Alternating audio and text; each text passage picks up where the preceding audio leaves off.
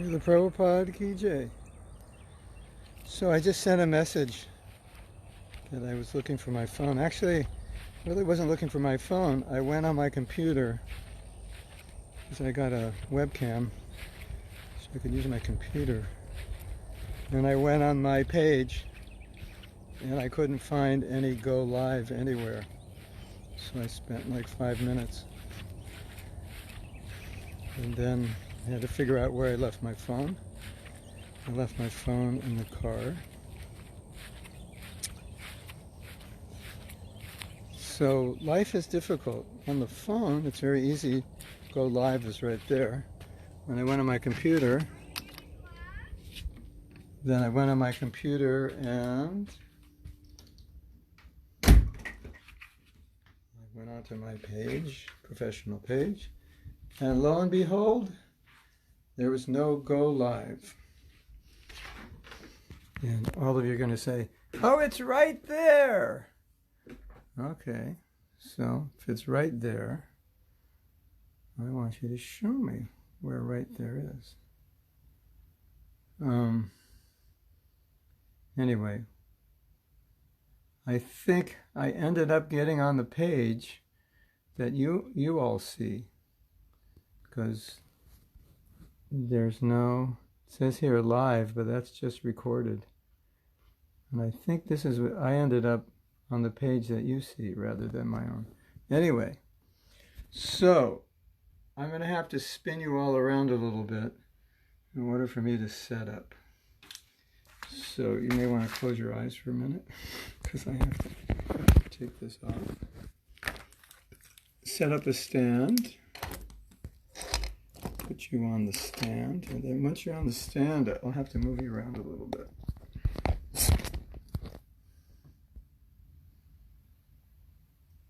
Whoops. Yeah. Okay, we're not finished yet.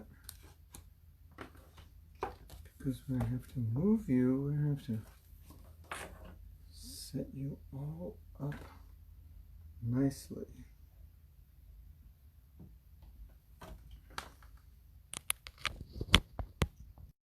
Now, you can hear me. So I'm not sure this cable actually works properly. So, can you hear me? Yes, no, maybe? Maybe we'll just leave you over this side. Hare Krishna, Hare Krishna. And yeah, I just need to know that you can hear me. Give me a sign that you can hear me. I'm going to put a light on.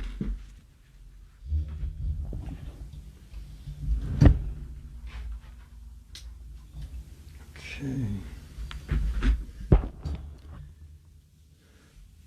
Yes, you can hear me. Okay, good. So, yeah, I had planned to do it on my computer, and I just thought it would just go on my computer and log in, and everything would be beautiful.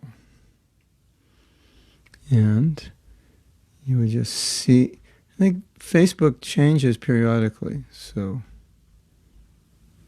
where Go Live was once, Go Live is not there now. I can't even find it. I'm going to need your help. Okay, so we decided that today we would talk about the questions that you all had. And Satyarupa is saving those questions. I also have them, some of them I think. The question is, can I find where I put them? That's the question. And so far it looks like, no, I can't. Hold on. You know, you look for something and you have to remember. Okay, then you're all saying, well, just go by date. Then you remember. Okay, date modified. this could help for those who are overwhelmed.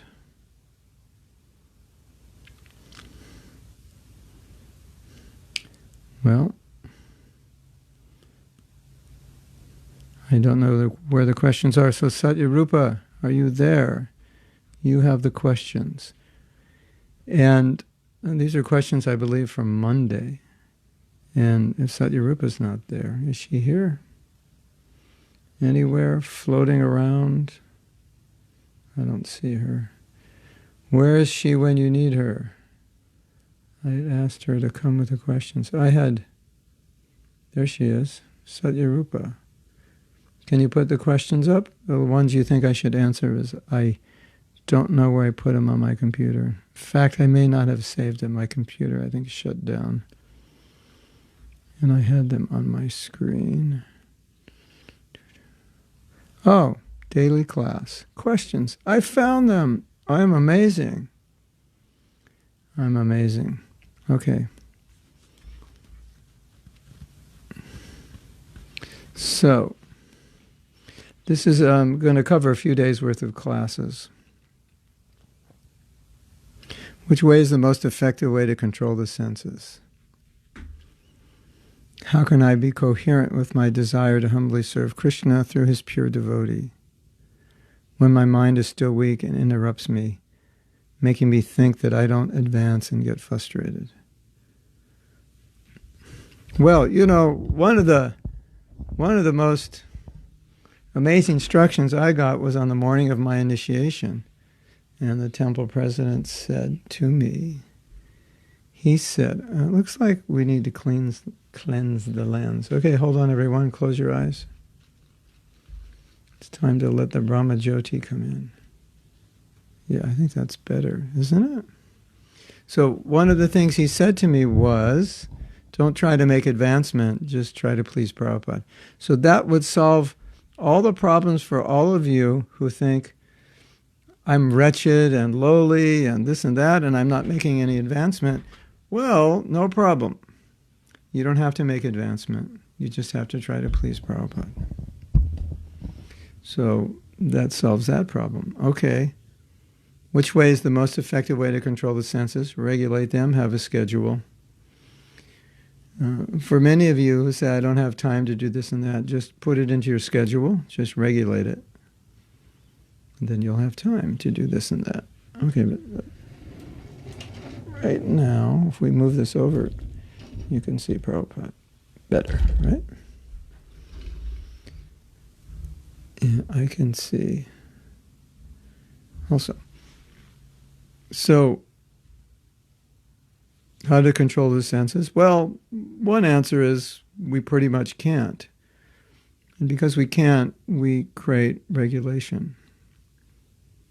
And so, how do I control my eating? Well, just eat at certain times. How do I not overeat? Well, eat with your intelligence.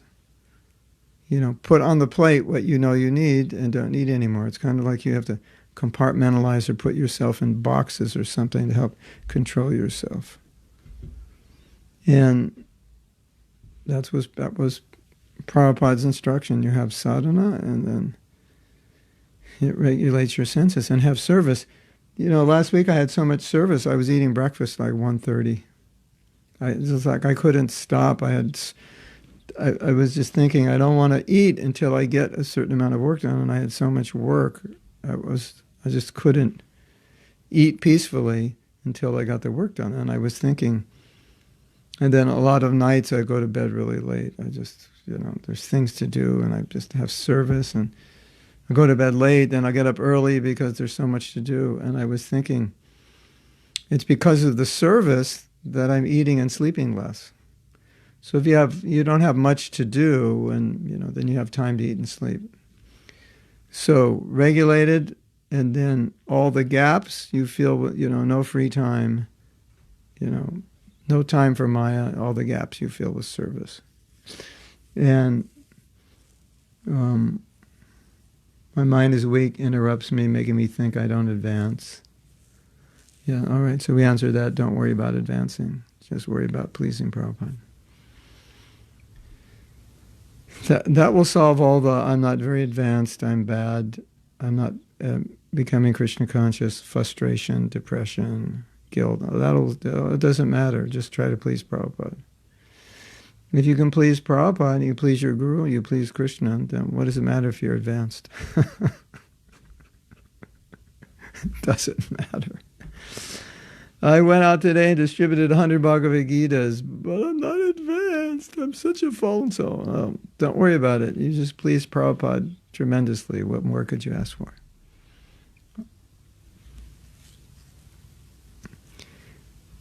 Could someone be both extreme of things, of cognitive dissonance? I think we answered this: overly arrogant and overly aware of their faults.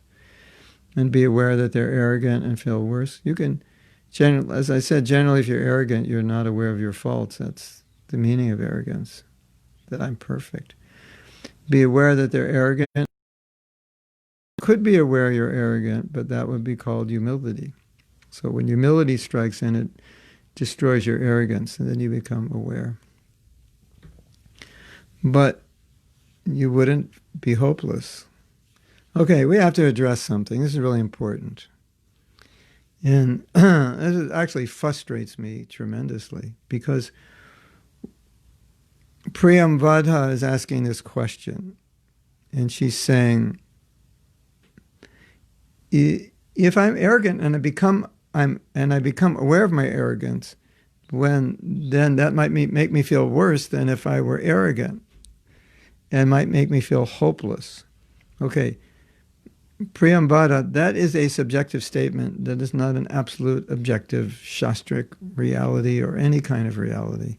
That if I become humble, if I realize I'm arrogant, which means I'm becoming humble, that I would be, what did you say, worse, I would feel worse and hopeless. The feeling worse and hopeless is more of an indication of your own, what should I say? Well, I'll say personality, or your own nature, than the nature of realizing that I'm arrogant and becoming humble.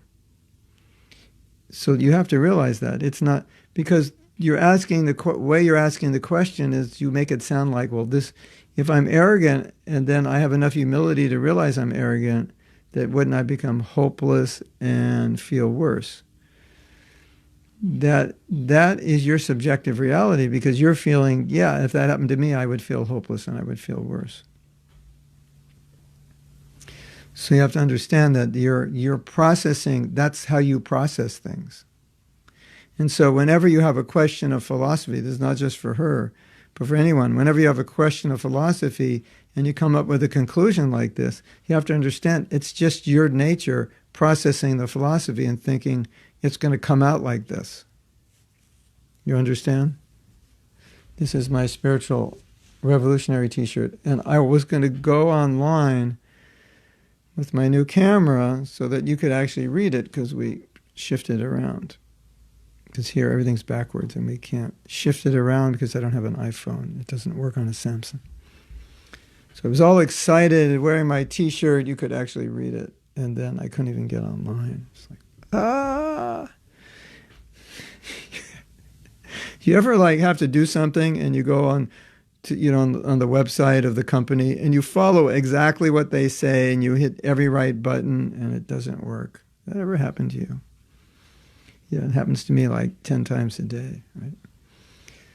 Anyway, so that's a topic for another discussion, that we're not the supreme controllers and we hit the right button and the wrong thing happens. Yeah, that's what I want. You ever hit the right button and the wrong thing happens? Well, I did that yesterday 6 times, following the instruction. And usually it's one little thing you miss, or the instruction was for an earlier version, or that instruction only works on Macs. And you're looking for everything and you can't find it. And then I have a Mac and I'm not Mac realized, and I go into the Finder to find everything. And you can't find it. It's not there. Then you have to go to in Windows, everything is there, but in Mac you have to go into a window that says go, and then you have to hit certain buttons, and then it shows up in your Finder. It's that's you have to go into your closet and then you have to find a jacket, and then you have to go into the pocket of the jacket and take something out, which you could have just left on the shelf. Yes. Anyway, my life can get very frustrating. I'm trying to do a lot of technological things the last few days. And when I go through that, sometimes I think, where's the nearest cave? I just need to sit in a cave and chant Hare Krishna. That it would be a lot better than trying to find little things and put things in the proper folders. But you put it in the proper folder, but you didn't say this mantra, so the folder won't open. Yeah, it's like that. Anyway, that's just me. So this is a very important point. Priyam Vada brought up a point, and such an important point, and she didn't even realize she brought it up. I hope you understand what I'm saying. She's saying if you become humble enough to know that you're arrogant, you'd become hopeless, and what did she say? You feel worse. That is totally how she would feel.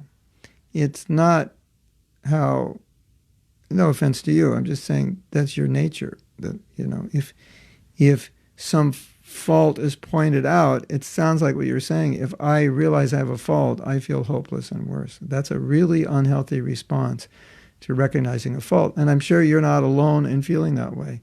Extremely unhealthy response. Do you have faults? Yes. Do you need to work on your faults? Yes. How can you work on your faults if you don't find them and are not aware of them? You can't. Do you need to become aware of your faults? Yes. Now, if I become aware of my faults and I become depressed and hopeless, it's better I just stay arrogant and just live a life of illusion, and I'll be fine. It's kind of like that's what you're saying. If I just stay arrogant and I don't see my faults, then, I can just kind of kid myself that everything's fine. But if I become humble and see my faults, then I just become hopeless. Priyavada, do you realize what you just said? This is so important for you. You've just explained how you process things. So now that you know that you process these things, you need to start working on that to develop a better attitude. That when you see a fault, it's just a fault. It's like so many of us, when we see a fault, it's like end of the world, end of the universe.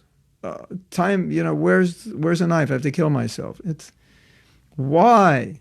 Why do you think that way? You think you're perfect? You think you have to be perfect? You think faults are like demons from another universe, and if you have one, you're like you're not worthy of living? What kind of crazy idea is that? And if you're afraid of faults, how are you going to become humble? Because humble means to see my faults. Well, time to plug in the phone. And I hope when I plug this in, it doesn't go zip, zip, zip, zip, because sometimes it makes noise. Let me know. I think it also depends on where the cord travels. Okay, let me know if it's making noise. So, I don't know if Priyavada, she's even here listening. But I'm sure all of you can relate to this. You take the philosophy and you come up with a conclusion, and then the conclusion is based on your own, we'll just say, stuff you need to work on. It has nothing to do with the philosophy. So that's what I want to say about this question, because it's such an important point which is being revealed here unknowingly. Excuse me. Do you all understand what I'm saying? So we'll come up with a conclusion that's simply based on a person, our own unhealthy way of seeing the world and understanding ourselves. And then we think, well, but if I'm Krishna conscious, then, if I become a devotee, then I'm going to realize I'm imperfect, and then I'm going to be like dwelling in shame. And all right, what's the conclusion? Oh, I won't become a devotee. I'll just smoke marijuana, and then like no problem, everything will be fine. Is that the conclusion? Hold on.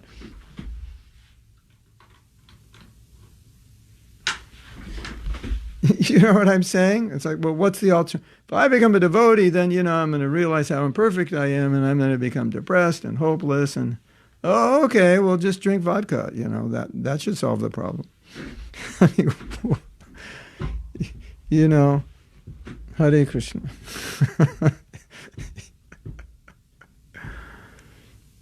Yeah, I know you didn't see it that way, Priyambada, but this is really important for you, that you're seeing, that you're understanding, that you're afraid to see your faults. Raise your hand if you're afraid to see your faults, because if you are, guess what? You're in the wrong movement. You need to go to the bar and just drink your faults away.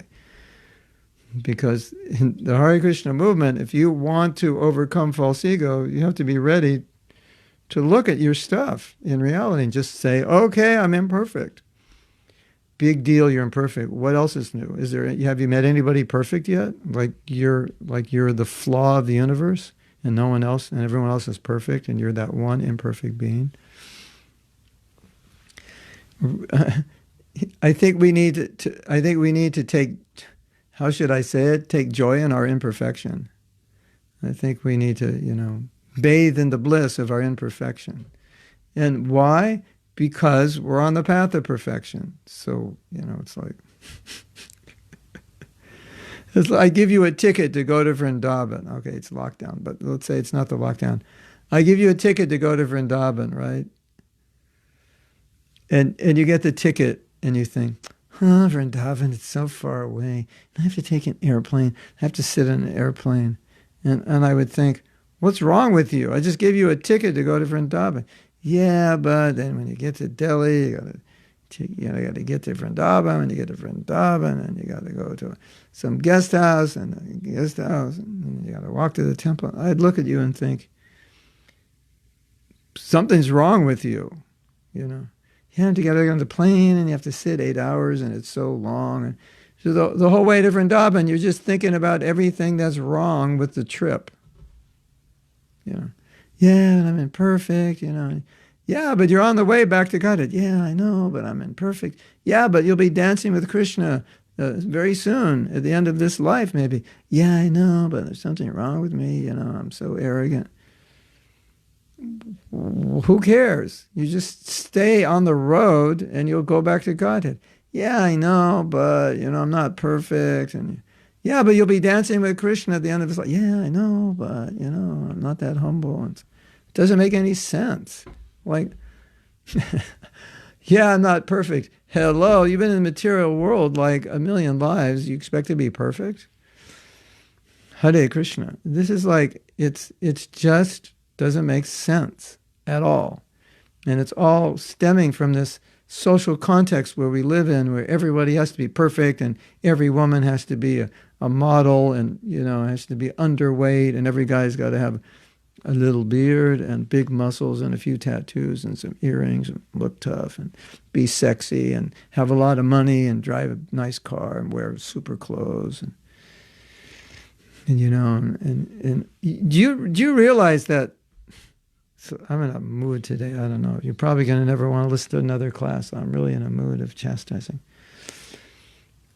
And please don't take offense at this, but there's a problem in India with this issue. It's a huge problem, and those of you in India, you need to realize it.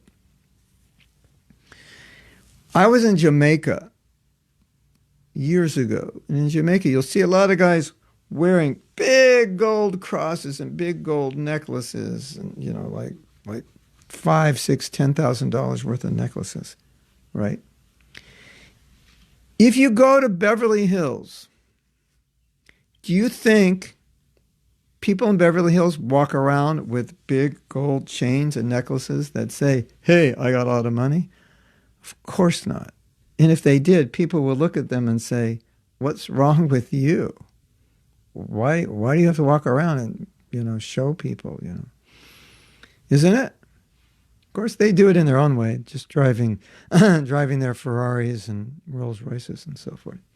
But you understand, generally, a lot of very wealthy people walk around in T-shirts and funky cutoff and funky shorts.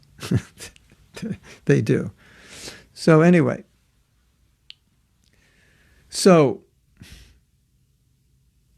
In India, I've been given people's business cards. And unlike America, what's on their business card is 2, 3, or 4 titles. I don't understand what the titles. I think some of the titles are just maybe educational degrees. We don't. It doesn't seem like we have all those titles in America. But in the West, people would be embarrassed to do that. You might say, you know, so-and-so PhD, that's it. Or Dr. So-and-so, that's it. But I find in India, it's like 2, 3, 4, 5 things. It's like, why do you need to do that? What's going on here? So I don't think it's always been that way in India, but it means that this consciousness is like pervading it. Well, I only have like 1 thing after my name, and he has 3. There must be something wrong with me. That's what's going on, isn't it? Right? And we've talked about this a lot. So my message to all of you is, you're not imperfect. It's okay. So just get over it and just don't worry about it. You're on your way back to Godhead. It doesn't matter. What matters is you chant your rounds, you follow principles, you hear, you associate. That's what matters. It doesn't matter that you're imperfect. Hello, of course. If you were perfect, you wouldn't have a body. We just have to get over this. This is absolutely ridiculous, crazy. And then some of you have these parents who are like, why aren't you a doctor? You're only an accountant. What's wrong with you? You're smarter. You could do that. And it's like, it's so weird. Bhagavad Gita, it's all about Arjuna, do your duty, you're Kshatriya. And Krishna wasn't saying, you know, Arjuna, you're Kshatriya, but there, you know, if you were like a Brahmin, there'd be more prestige, you know, you'd get more respect. So I think maybe we should work for Brahmin, you know, because it's a higher position in the Varnashram. Did Krishna ever say that? No. Do your parents say that? Yes. Do your parents read Bhagavad Gita? Well, they say they know it. You go in India, distribute Bhagavad Gita. Yes, I'm knowing. Yes, I have Bhagavad Gita. Why don't you act like you have it? You have Bhagavad Gita. Yes, I've read. Why don't you act like you've read it? You act like you've never read anything. You act like you don't even know what it is. So I think even more so in India, there's this, you know, you got to be the higher, better, go more, higher is better, higher class, better education, more money, higher education, get another degree.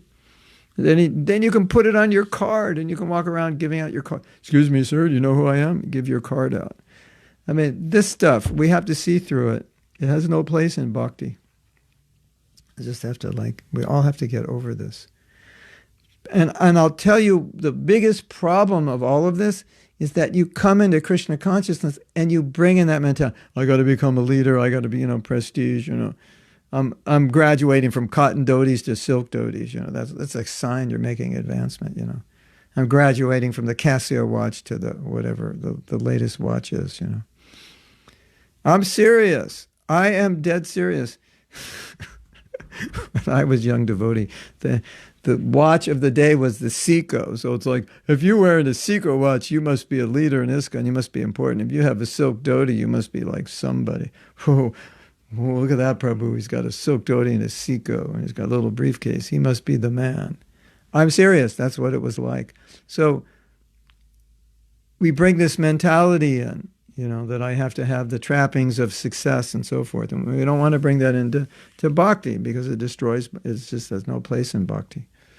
So it's okay to be imperfect. It's okay to have faults.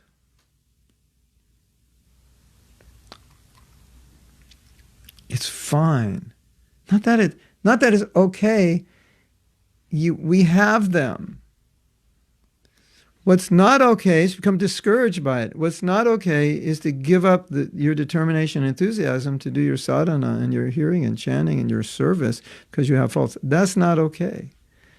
And if that affects your bhakti, It's 100% Maya. So Priyambhada, that mentality you have, it's just Maya's taking advantage of your psychology and turning it against you, so that if you actually make advancement in Krishna consciousness by becoming humble enough to see your imperfections, you become hopeless. Like, that doesn't make sense. Like, Thakur Haridas was the most humble devotee, and as a result of his humility, he became completely hopeless and stopped chanting. No, you don't read that anywhere, do you? Sanatana Goswami, he approached Mahaprabhu in the most humble mood. It melted Mahaprabhu's heart. And Sanatana Goswami was then taken to the psychologist they discovered he was depressed by his humility. No. It's not the humility that causes the depression. It's our psychology that causes it. we think it's the humility that causes depression. Oh my God. This society has messed us up horribly, and it just has a horrible effect on our bhakti. Hare Krishna. Okay, you could see I'm angry, and the reason I'm angry is because this affects so many devotees. And it's Maya at her best. Maya is, every opportunity, any place she can step in, she does. And this is a great way for her to step in, Takes a devotee, he's got some low self-esteem, and she says, hey, devotee, look you're trying to be a devotee. You're a total mess. Look at all your faults, Look at the things you think about while you chant Hare Krishna. Why are you even chanting? You're just a fake. You should just give up and just, go to the pub and have a good time. That's what she wants. That's what she wants. Hare Krishna. All right. Our classes are like Ravana's heads. I answer one question and we get 10 more. I think we're going to be here. We're going to have to, I think the problem is we're all going to have to come back and take birth again so we can finally answer all the questions, because there'll always be more. Ankush says, why a person like Shishupal was able to merge in Krishna, whereas King Venu was not. None of them are humble, because Shishupal was killed by Krishna personally. And King Venu wasn't. And Shishupal was Jai and Vijay, and Venu wasn't. That's all. That's it. No other answer. Ankush has revealed it's Ajay Nitai. Ajay Nitai, if Krishna kills you, you're good. If you're killed because you're a demon like Venu, then you're not good.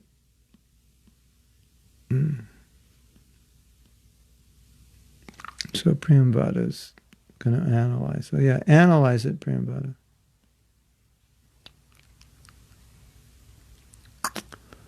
Gopinath. I have a question, more like a situation. Old friend told me, bhakti should not be cumulative. For what you have done in the past, you don't deserve to have that. You should start from zero. It makes sense. I do not know what to answer. Well, what bhakti should or shouldn't be has nothing to do with us.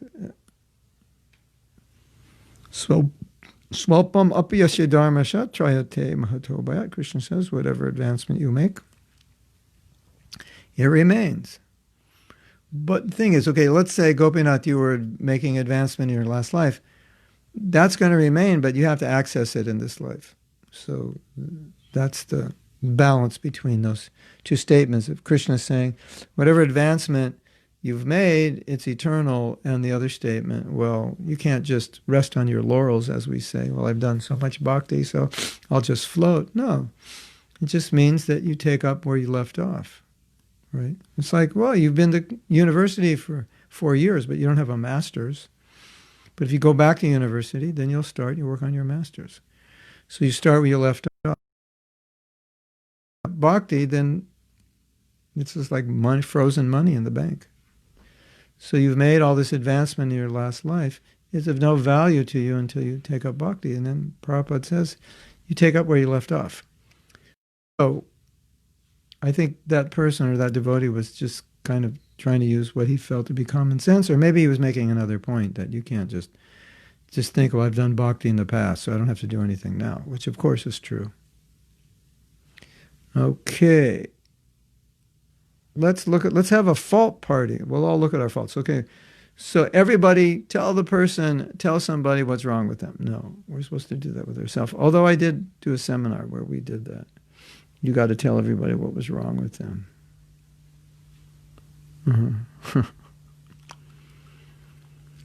Michelle, most people need to hear this.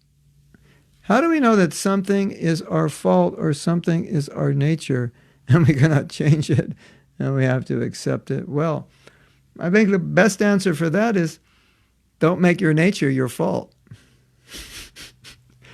Prabhu, why are you angry? It's just my nature. What can I do? I just get angry. Okay, so anger is all right. Just get angry at the right people for the right reason, at the right time and the right place. Then you're fine.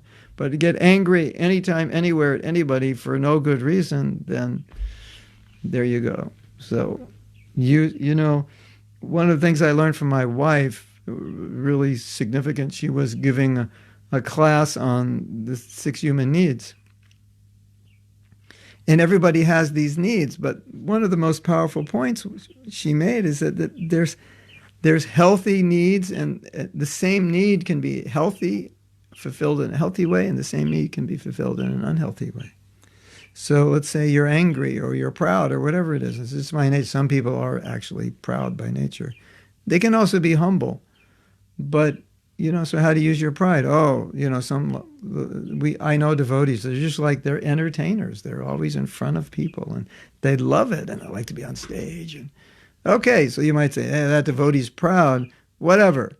But he's preaching to thousands of people. So, he's purifying his pride. And he's not using his pride, to just become famous independent of Krishna. So it's like there's a healthy way to use everything. So yes, it's true, we have nature, but use it in a healthy way. Like some devotees, they're like controllers. They love to control.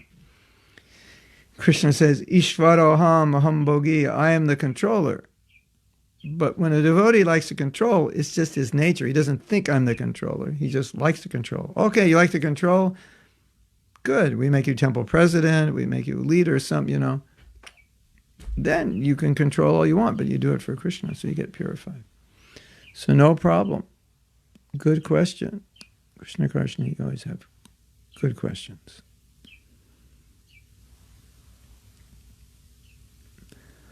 Prabhupada, I sort of thought I was okay with having all my faults, but it is like I was totally blind to seeing how I actually respond. Total cognitive dissonance. Okay, so here's another point, that we look at a situation and then ask yourself, how am I responding to this situation? Am I responding in a healthy way or an unhealthy way? The situation may be toxic, the situation may be crazy, but how are you responding to it? That's the question, right? So you could respond in a very bad way to a very good situation. You could just respond in a very good way to a very bad situation. So you can learn so much about yourself by looking at how you respond to situations. Yes or yes? This is important, you like something's going on and you're getting agitated, and then you stand back and look at it and ask yourself, do I really need to get agitated? Is that really a disturbing situation, or is it just I get easily disturbed and I allow myself to get disturbed, and this really should not be disturbing, and it's my nature, and I need to be aware of it, and I need to heal it, do something, transcend it, purify it, engage it. Awareness is so important, isn't it? And so I think a lot of us are not aware of how we react. And what we tend to think is when we react a certain way, we think, well, that's just normal. That's how everybody reacts in that situation, right? I've told this story before. It's so sad. It's funny, but it's sad. So we go to India, like 1974, 1975, 1976, those days, right? And we're Sankirtan devotees. We go out every day. We sell books. And we bring in like $50 a day, $100 a day, $150 in those days, $200 maybe on a weekend, you know. So when you're distributing books, you ask people for donations, you give them a Bhagavad Gita, you want to get at least $5, you know. Bhagavad Gita is worth so much more just materially, just for the cover and the paper, what to speak of the value of it, but just the material value is worth $5 is like wholesale. But we want to get at least $5 to pay for it. Distribute 20 Bhagavad Gitas, the temple says at least bring back $100, right? So that's the temples would buy the books, we would double the price, and then we would give half the money to the PPT to pay for the books, and then half would run the temple. So then, you know, we're Sankirtan devotees, we collect so much money, go out 6 days a week. So, you know, if somebody gave you 10 cents for a book, that would be crazy. You know, sometimes they give 3, 4, 2, but then someone gives 10 or 20, like no problem. So we're dealing with 5, 10, a few dollars, right? We're not dealing with 10, 15 cents. Then we get to India, and we go on the rickshaw wala, and the rickshaw wala, he finally figures out that Westerners have money, so the normal price is 5 rupees, but for us it's 10 rupees. So in those days, he wouldn't even charge that. He would just charge a rupee or 2 more. In those days, a rupee was like 10 cents. So basically he was charging us 10 or 20 cents above what the locals would pay, because he figured for us 10 or 20 cents is nothing, which is 100% true. And we would yell and scream and argue and practically beat him up over, you're cheating me. Okay, we don't want to be cheated. We don't want to waste Krishna's money, no doubt. And then we take the rickshaw down to Loy Bazaar and buy a dhoti and kurta for $50 after hassling and haggling. And so, you know, if you ever done that, you might want to stop and think, does this say anything about me? Or maybe I might just want to say, give him a tip because he's this poor person, doesn't have much money. And for me, 50 cents or $1 or 10 cents is absolutely nothing. Might want to think like that, right? Maybe, possibly. Yeah, of course. So these are the kinds of things we just want to look at when we're reacting to situations. You know, wait a minute, you told me this, but now you're telling me this. No, I didn't tell you that. Well, the way I understood it was this. No, I didn't mean that. Well, you know, we're like, and then we're getting. You ever done that? Or you ever been around a person who's done that? Well, if you do that, you know, maybe you should stop and say, is this important? Like, what am I doing? Why am I tormenting this poor person? And some people do that. So that's all I'm saying. Reflect on how you respond. You might learn something about yourself. And then ask yourself, okay, now if Prabhupada were here, would he do the same thing? Would he respond the same way? Or if my Guru Maharaj was here, or if so-and-so Maharaj, or so-and-so Prabhu, or so-and-so Mataji, someone you respect, if they were in this situation, would they be screaming at this person right now? No, probably not. Well, maybe in some cases, but probably not. That's the point. Okay, Krishna is saying,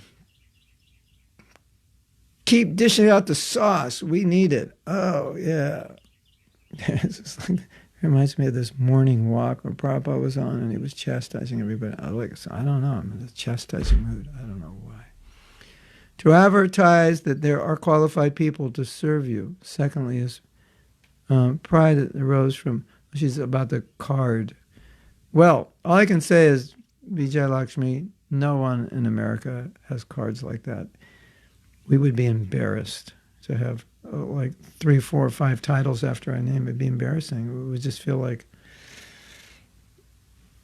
I'm, you know, tooting my own horn. People would look at your card and look at you and look at your card and look at you and go, okay, no thank you.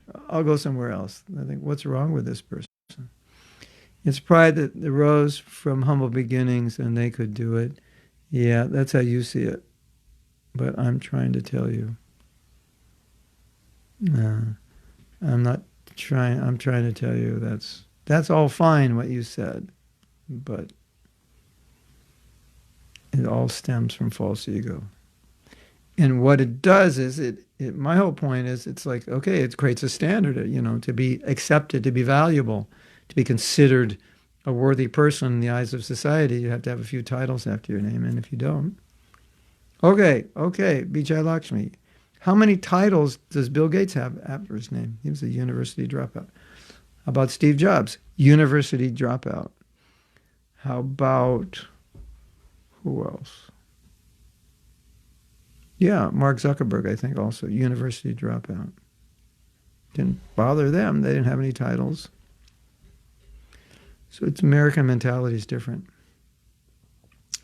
American mentality is like, you have a mission, you have an idea, The best thing you can do is drop out of university, because as long as you stay there, you're never going to do it.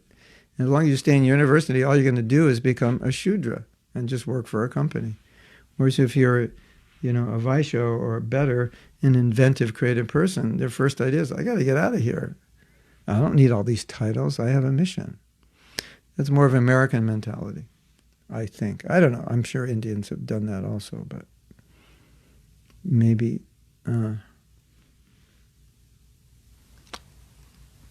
yeah. You know what leads to this mentality? The perversion of the varnashram. So it became caste system. So, the only way in India now, tell me if this is right, Vijay Lakshmi, the only way in India now to upgrade your status is through education and wealth. Now, through education and wealth, even though you're so-called lower status, now you're higher, because society respects education and wealth. But otherwise, they just look at your name, and that tells you what caste you're in. And people are like, oh, you're a such and such? Don't get near me. 6 feet is too close. So now you can put a wrench in the caste system by getting a good education and getting a lot of money, and now you're somebody. Or you can just leave India and just come to America and just be happy being a worker in a good company and having a nice home, and you don't care so much anymore. This thinking is deeply embodied because of the deep hurt from society. Brahmas never suffered this. Exactly. It's the Brahmins' fault. I totally agree. The Brahmins are the ones who corrupted this varnashram. I totally lost. It's going to take... You know what's going to cure this problem? The modernization of India will naturally cure it. Because the more it becomes modern and westernized, the less traditional it will be. And that's going to have problems, but it's also going to be good, because all the traditional perverted stuff will also go away. So it's kind of like, what's better? Keep all the traditional stuff that is harming people, and then you have the good traditional stuff, or don't have any, just have the Western. And so our idea is we'll just adapt everything in Krishna, to Krishna consciousness.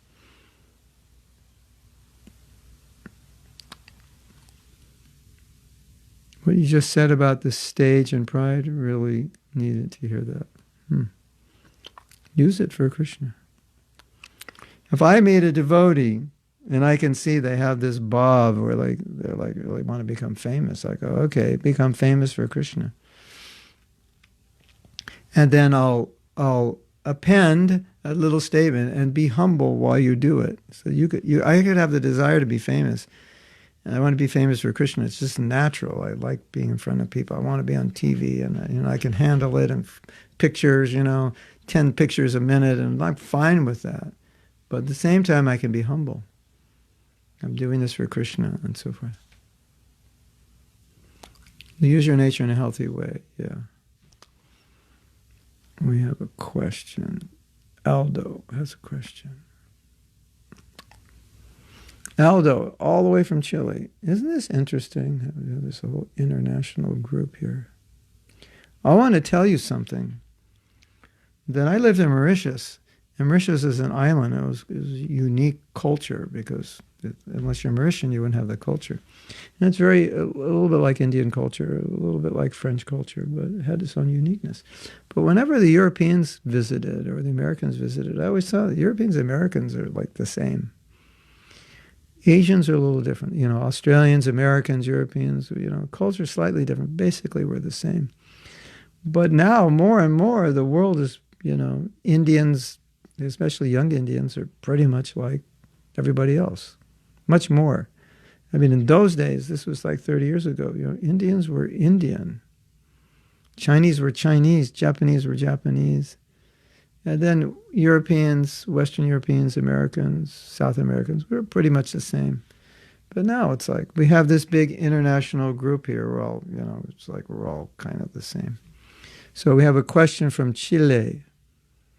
Since I started chanting japa until recently, I always saw it as a time where I and Krishna were alone, and I could always express to him my feelings of asking him to be closer to him. Recently, I understood that the word I will is Srimati Radharani, and that when I chant the Maha Mantra, I'm addressing Radha and Krishna. The word I will, I don't understand. But yes, you are addressing Radha and Krishna. In several of the meanings of the Maha Mantra, it says, Krishna, I want to be pure. Krishna, please, I want to serve you. And Krishna Bhagavad Gita says, always think of me. Come, my devotees. So my chant is focused on Krishna or Radha. Radha, Krishna. It's focused on both, because by Radha you get Krishna. By Krishna you get Radha. It feels different to personally chant to Krishna and to be alone with him. He's always at Radha, so you can't be alone with him. And then perhaps to be with Radha and Krishna. For now, in your position, by the mercy of Radha, you get Krishna. She has Krishna's internal potency. She's the gateway to Krishna. She controls Krishna. So, and wherever there's Krishna, there's Radha. So you're never going to get Krishna alone anyway. Well, you might say, if I become a coward boy, I can be alone with him. Yeah, but he's thinking of Radha. Because at noon he meets her.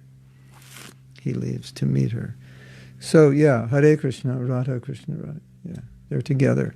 Well, if you want to get esoteric, Hare Krishna, Radha Krishna are together. Krishna, Krishna, Hare. Then it's just Krishna and Radha. Separation, only Krishna, no Radha. And then only Radha, no Krishna. And Rama is Radha Raman. So then it's, again, Hare Krishna, Hare Krishna. But you don't have to worry about that yet. What we have to worry about is just waking up on time and getting our rounds done, basically. But it is Radha and Krishna together. And by her mercy, you get Krishna. So you pray to Radha to get Krishna. Do you know where we can find the class about 6 necessities from your wife? On SoundCloud.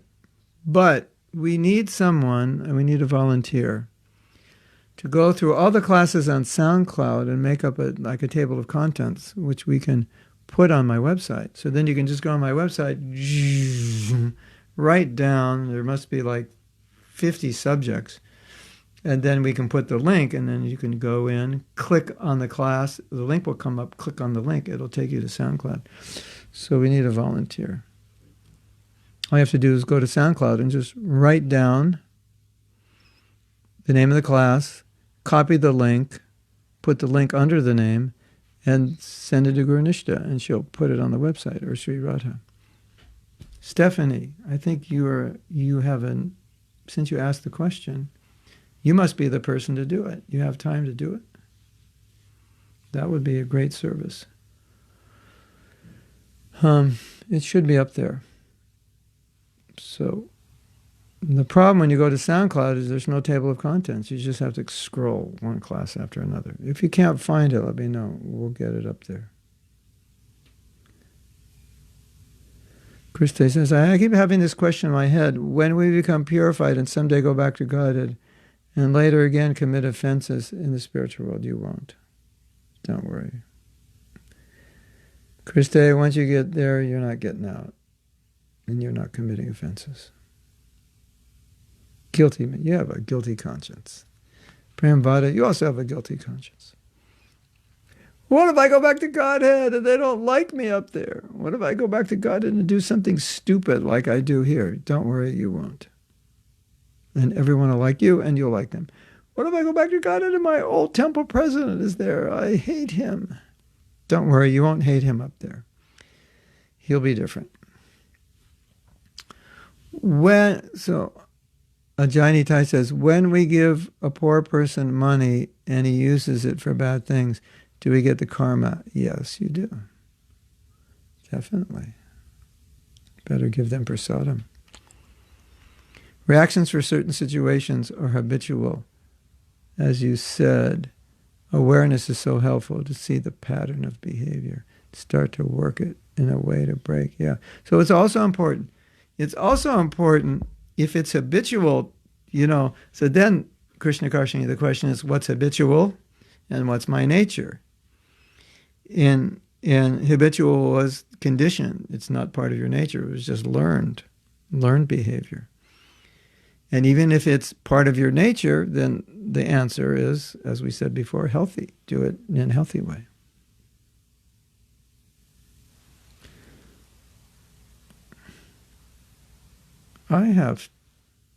Can you all wait 1 second? I just want to check my schedule because sometimes, occasionally, I have something at 9:30 and I don't know. And I didn't check my schedule. So I'm going to put you on pause for like 15. The road is clear.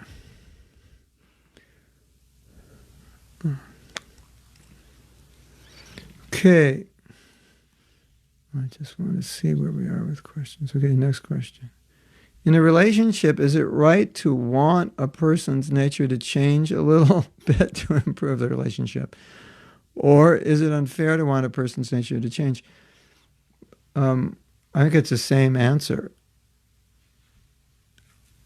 How can they apply that? If it is their nature, then, it's interesting.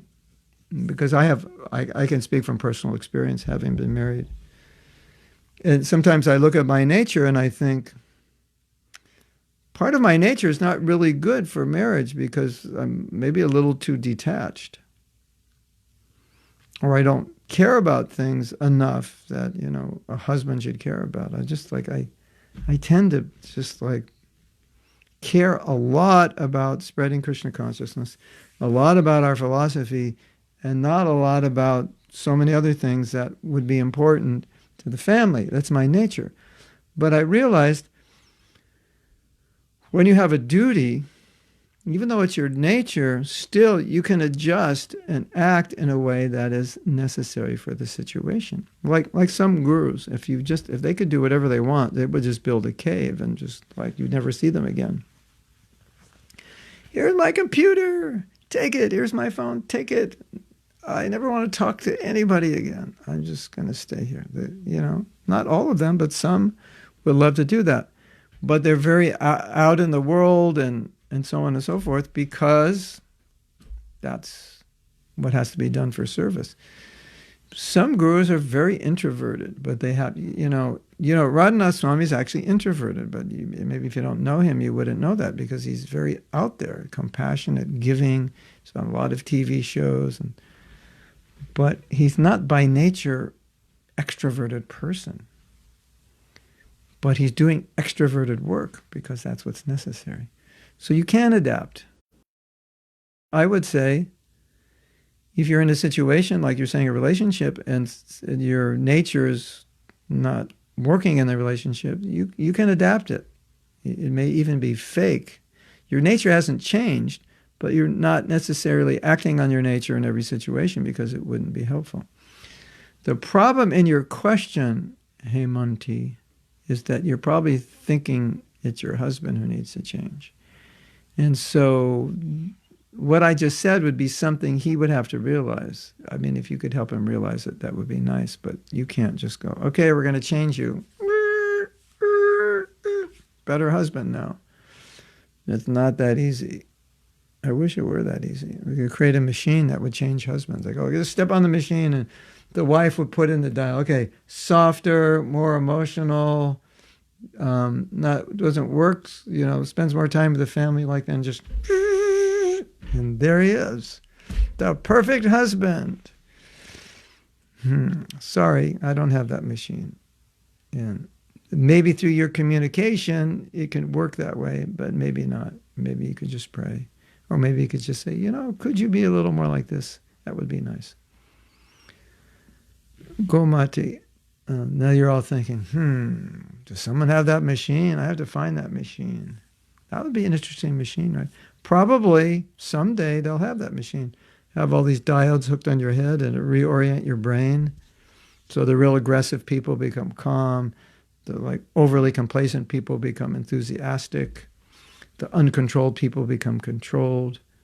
The overly too serious people kind of balance out.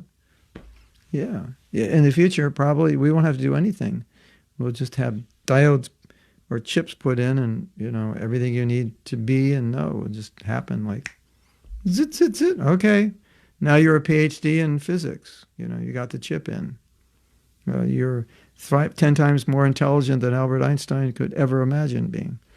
Okay, see you later. That will be $25.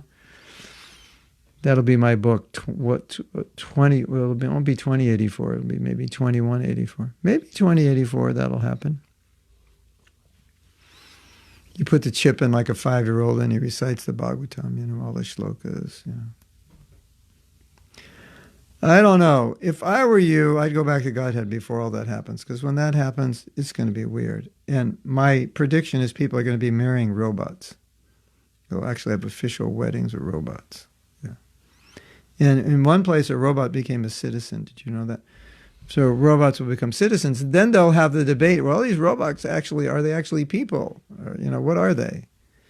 And then all the fools who've never read Bhagavad Gita will say, no, they should become citizens, and they can marry them legally, and they'll have legal weddings with the robots, and she'll be walking, or he'll be walking, and everyone will be crying, oh, she's so beautiful. And they'll kind of forget that robots aren't people, excuse me.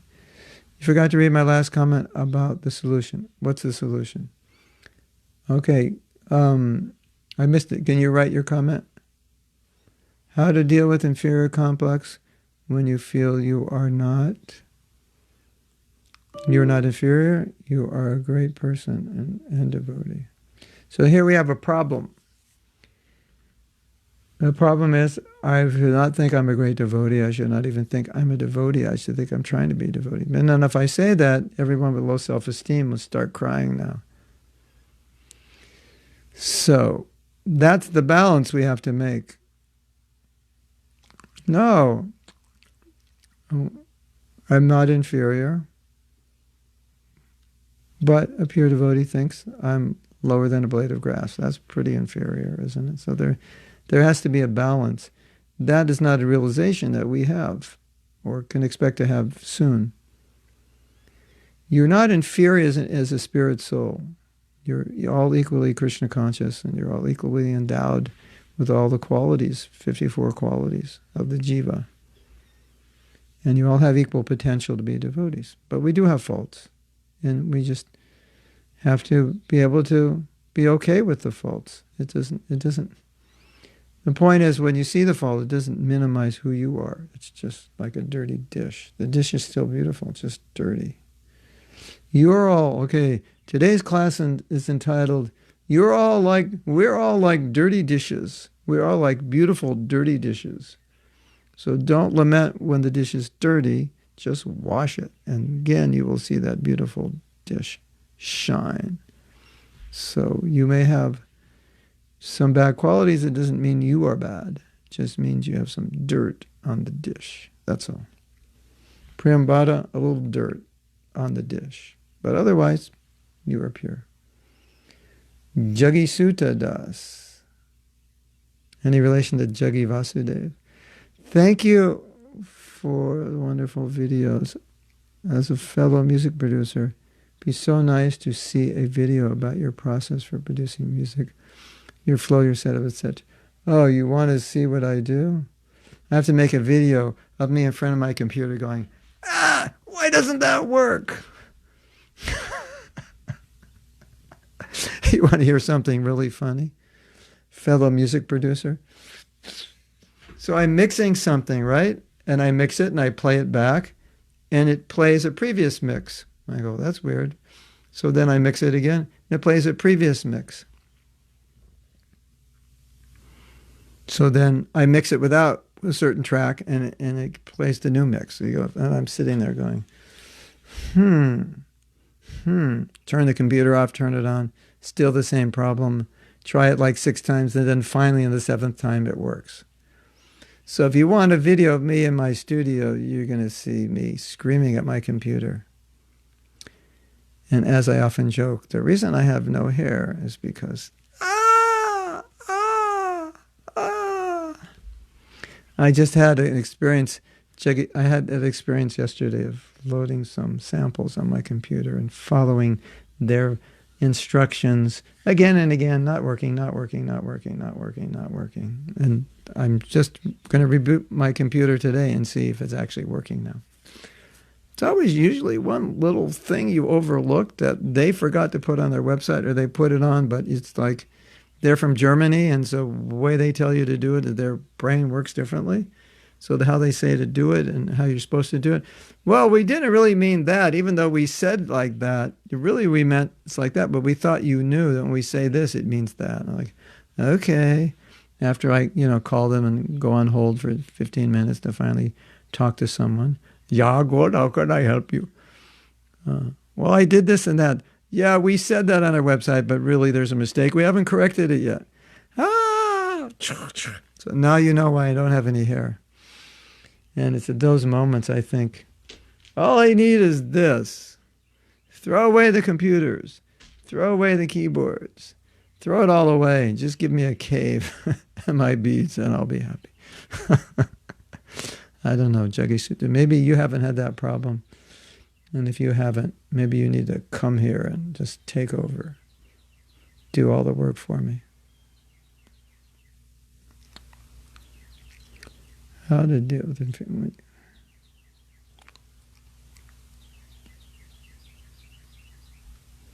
I see a question here, Gomati, but how to deal with it, but I can't see the whole thing. How to deal with it. Okay, Stephanie will do it. So you just go to SoundCloud and you just go on there and save the link, write the title, make a Word doc, and send it. And then all you have to do is go to my website, and every class that I've given, it'll be listed, and then you just go, I want to hear that class. And then you click, and then a link will come up, or it'll take you right to the class. You just click, boom, done. Fantastic. Do you know how many topics? There were probably at least 50 topics I've talked about. There's a lot of information. I was thinking, people say, Mahatma Prabhu, do you do counselor training? I say, just listen to my classes. If you listen to my classes, you'll be a good counselor. Guaranteed. Without official certificate. Krishna Karshani said, you said that to purify our nature, we should engage our nature. How to do not be defeated by our nature? Yeah, that's the question. We can have controlling nature and start to be in charge of something, and then just be nice when you control. And stay away from control. And we start to abuse devotees, exactly. So maybe if we want to control better, stay away from controlling, then we'll still be more safe. My point is that engaging our nature seems to be a bit risky. Yeah, if you're sattvic, you say, well, control is like rajasic. You say, but because we're devotees, we want to live a Brahminical sattvic life. So I have a desire to control. I like to manipulate material energy. Give me a project, give me people, give me resources, and all this. I love it. I'm in charge. 20 people in my room ask me questions at the same time. 3 phones ringing at the same time. WhatsApp buzzing off my phone. I love it. Just, some people are like that, isn't it? And if you take them on vacation, some quiet island, they'll sit there and they'll be stressed out, completely. It's I have nothing to do here. I'm getting really stressed. Isn't it? Oh, yes. So the point is, if you're sattvic, if you're Krishna conscious, then you could take that nature. And it's not like, well, because I have a controlling nature, I'm going to drive everybody crazy that gets within 10 feet of me. It doesn't have to be that way. That's the rajasic part of it. But being devotee, being at least sattvic, then whatever we do according to our nature, we'll do it sattvic. Okay, well, I like to do music. You want to hear what I've done? And I turn it on. It's like, and you'd be thinking, like, what is he doing? Right? Well, I'm just engaging my nature, Prabhu, Krishna, Krishna. And then, 10-minute guitar solo. And then Krishna, Krishna, a 20-minute guitar solo. Just doing it for Krishna, Prabhu. And you'd look at me and you'd think, something's wrong with this music here. I'm just engaging my nature, I come from a heavy metal background. Well, no, engage your nature to do music, but refine it. Maybe you could do something a little nicer, softer, so we could actually listen to it rather than, putting us in the mode of ignorance by listening to what you've done. So it's something like that. So don't blame your nature. Here's the punchline, Krishna conscious. When you do something that's not Krishna conscious, don't blame it on your nature. Blame it on yourself, not being Krishna conscious, not in your nature, because your nature can be used in a sattvic way. That's the point. That's the answer I was looking for, and it just came out. Right? Hey, it's 9:20. Now we can go back to the questions we originally decided we were going to answer. If I can get my computer to turn on, I have to plug it in. Hare Krishna.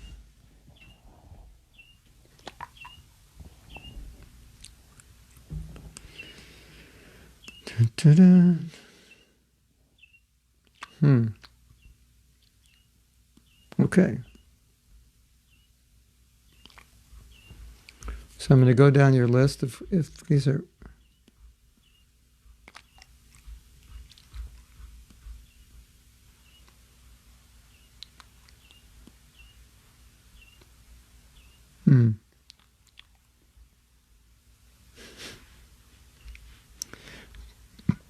Krishna's mother's becoming Krishna conscious, at least starting. She's living at her house. How can I get a link to the upcoming meeting? Oh, it's too late.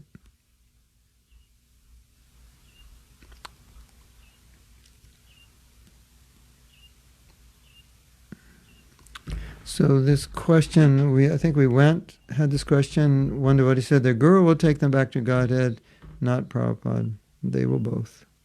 How do you explain to such devotees? It said, Prabhupada's taking us and back to Godhead, and the Guru is his representative. So he's gathering everybody up, giving them to Prabhupada. Prabhupada's the captain of the ship.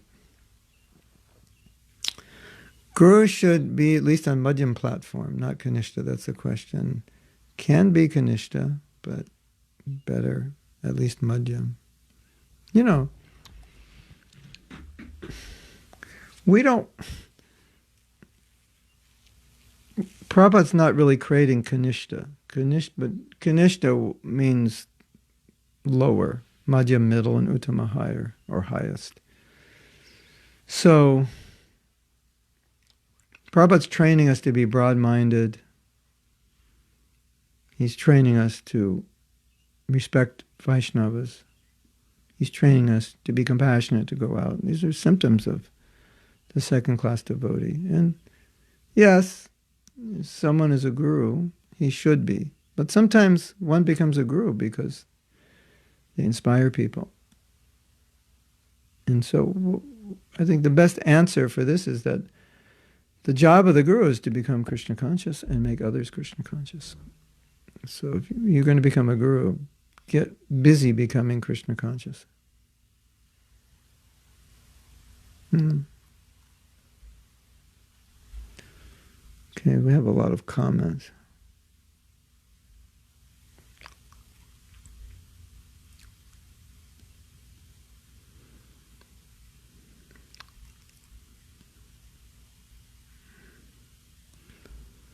Katie said, I'm going crazy even without being a perfectionist. And then I commented last time, that's her constitutional position, to be going crazy. And if she's not going crazy, she might think something's wrong. And then she'll go crazy again. Right, Katie? Do you realize, you know that little joke I told about this really busy person going to the beach in some island and getting stressed out because there's nothing to do? Well, have you ever met a person that likes to worry, and when there's nothing to worry about, they get worried? I think someone's at the door. Maybe it's a deer. Let me look.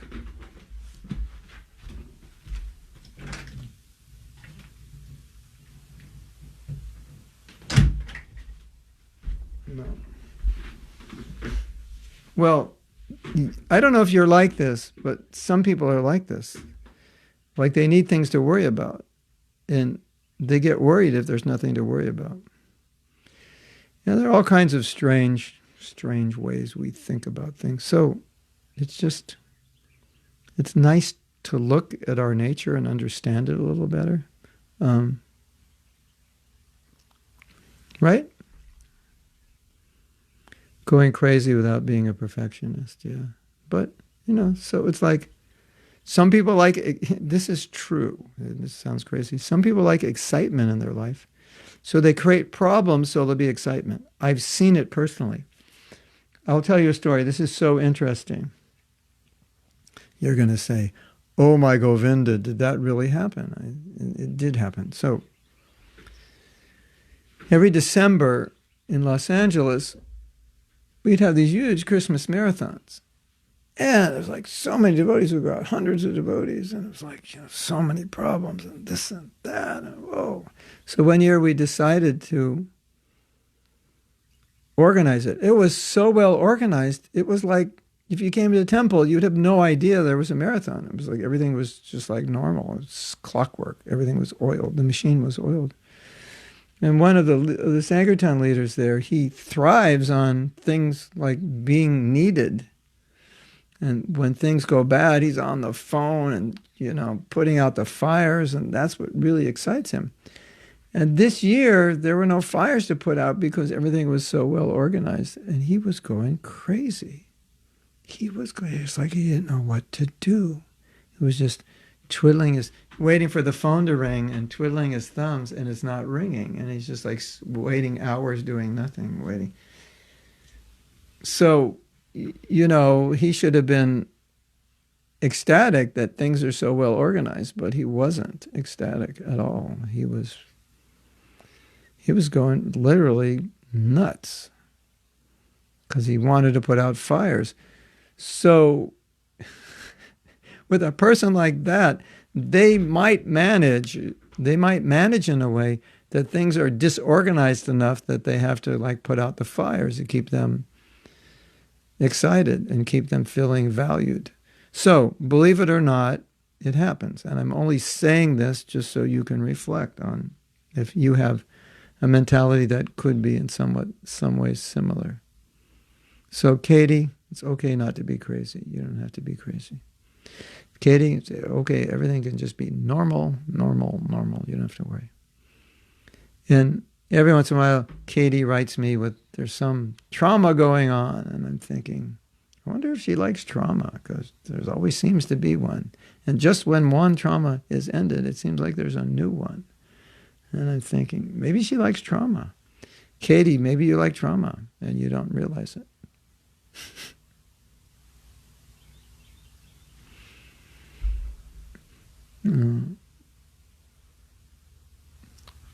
So, do I have a recording of Shishashtakam? Yes. If you go to mahatmasmusic.com, everything is there. No apostrophe. Or you just, you can Google Shishashtakam and my name, it may come up. Krishna Karshani says, sometimes we may gratificate. That's not a word. We could make it a word, Krishna Karshani. Okay, I'm going to start using I was gratificating my senses. And people are looking at me like, gratificate? It's gratified. Gratify. I was gratifying my senses.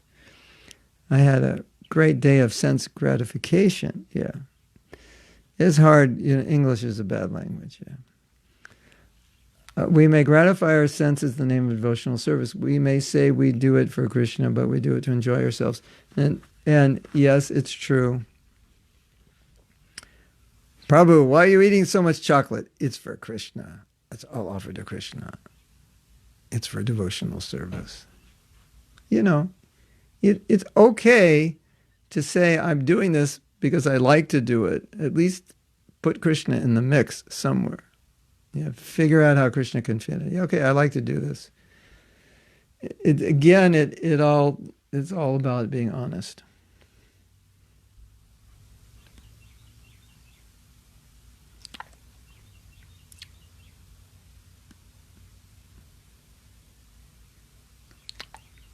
Mm-hmm. Priyamvada made a really cool poster, which you'll get to see. Or maybe we posted it on Facebook already, about the price for going back to Godhead 16 rounds. So I'm looking at your questions. But now it's time to end class. So if any of you are interested, at noon we're going to be chanting japa. Yapa. And there's probably some things going on this weekend. You want me to check? Just hold on and I will tell you. As many of you know, we're having a meeting tomorrow. We have 2 times. One's at 6 a.m. my time and one's at 7 p.m. my time. And we're going to be talking about preaching. And there's a lot going on that you don't know about. And there's a lot of help that I need from all of you. So we invited all the devotees, especially the disciples and all those who are helping us with the preaching, and all the disciples for the meeting so we can inform you, because a lot of devotees don't really know what I'm doing and what others are doing, and even the ones who know what we're doing don't actually know what everyone else is. I just talked to a devotee that helps me a lot, and I said, do you know what so-and-so's doing? And she said, no, I don't. There's a lot going on that would be very helpful for you to know in your own preaching area, and helpful to know because then you could help us do it as well. So that has been advertised somewhere, not on Facebook, but in, I think, the Disciples' WhatsApp, and I don't know, who knows where that's advertised. Disciple mailing list. That's what's going on. And the Chinese class is not going on, and there's something else going on. Hold on. No, that's all that's going on, and Sunday is the kirtan. And then next week, I know it's going to be a depressing week for you. Next week, no morning classes. Give me time to catch up and spend a little more time with my wife. And maybe even go to the beach for a day. Badahari lives at the beach, so we have a place we can stay, hopefully. And I need to go to the beach and swim in the ocean. It's really good for me. I think I was a fish in my last life, and I would have become a fish in my next life if it wasn't for Prabhupada. So there are a few classes here and there next week, but not the morning class, so you can look. And I think today's class was valuable, and we still have some questions left that we haven't answered. So we will see you. We will see you at noon if you want to chant with us. Yeah. Hare Krishna to everyone. Srila Prabhupada ki jai. Go Premanandi.